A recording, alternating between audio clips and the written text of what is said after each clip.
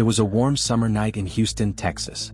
Music drifted from a birthday party, children laughed in the yard, and then the sound of gunfire shattered everything. When the smoke cleared, 4 innocent people were dead, over something as trivial as a parking space.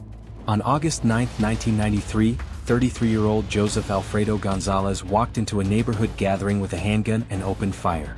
The victims, ranging from young adults to middle-aged parents, had been celebrating together when the violence erupted. At the heart of this tragedy was not gang rivalry, stolen money, or revenge. No, this mass killing started over a simple argument about parking. A space in the street, a small patch of pavement, and 4 lives ended forever. The victims weren't strangers causing trouble. They were members of a close-knit family. That August night, they gathered at a home in northeast Harris County to celebrate.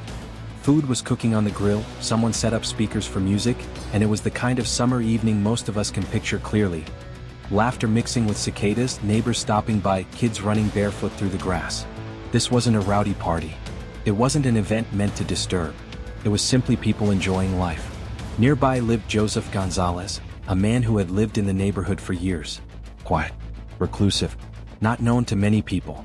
He didn't attend barbecues. He didn't wave when people drove by. To most, he was a mystery. But behind closed doors, neighbors would later say Gonzalez was easily agitated. The smallest disturbances seemed to push him over the edge. And in this case, a disagreement over cars parked along the curb was about to set off a chain of horror. As the sun dipped below the horizon, more guests arrived and cars lined the street outside the home, just as they would for any family gathering. But one of those cars ended up parked near Gonzalez's property. That's when the tension began. Neighbors later recalled Gonzalez pacing outside, his voice raised. He exchanged words with the partygoers, demanding the car be moved. What should have been a simple solution, a quick conversation or compromise, turned heated. Gonzalez's frustration seemed to grow throughout the night. He went back inside. He came out again. Witnesses described his movements as restless, almost like he was working himself up. Then, sometime just before 11 p.m., Gonzalez made his decision. Without warning, he emerged from his home carrying a handgun. The music was still playing, people were still laughing, but suddenly the crowd froze as Gonzalez raised the weapon. The first shots rang out, echoing down the block. Witnesses said people screamed and scattered, running for cover. Some tried to shield loved ones, others ducked behind cars. In the chaos, Gonzalez continued firing, striking multiple people in quick succession. By the time it was over, 4 victims had been fatally wounded. Several more were injured. What had begun as a summer celebration had turned into a crime scene littered with shell casings and blood. The killer didn't flee. Instead, he stayed near his property until police swarmed the neighborhood and took him into custody. Harris County Sheriff's deputies arrived to chaos. Survivors shouted over one another, describing the suddenness of the attack. Paramedics rushed to treat the wounded. Yellow tape sealed off the entire street. Investigators began piecing together what happened. The evidence was clear. Multiple spent casings from Gonzalez's handgun.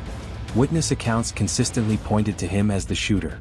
Sheriff Ed Gonzalez, no relation, addressed the media, confirming the motive was shockingly simple. This dispute all started over a parking space.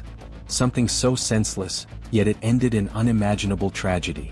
For detectives, there was no elaborate conspiracy to untangle. No hidden criminal past that explained it all.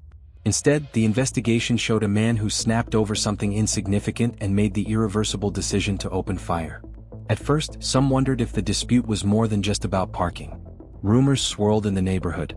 Was there bad blood between Gonzalez and the family? Had there been threats before? Detectives looked into these possibilities. But there was no long-standing feud.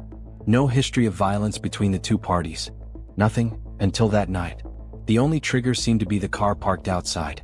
And yet, that simplicity made the crime harder to grasp. It didn't feel like enough to explain such brutality.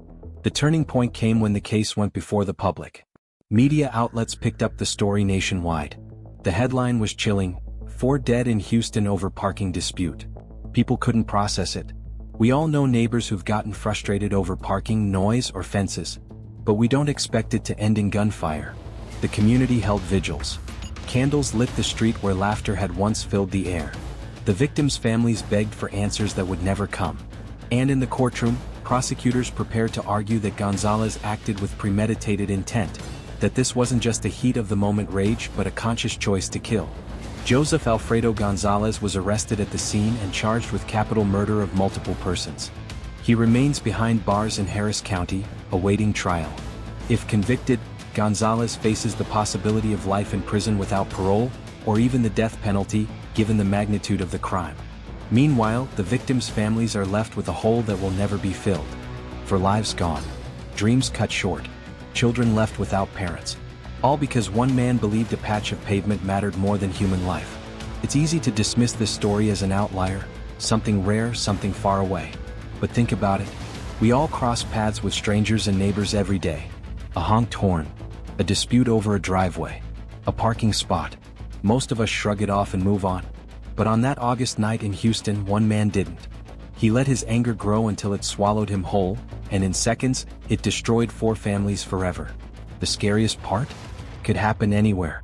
Over something as small as a parking space. What do you think? Was this an inevitable explosion from a man with a short fuse, or a calculated act of evil disguised as a neighborhood dispute? Share your thoughts and theories in the comments below.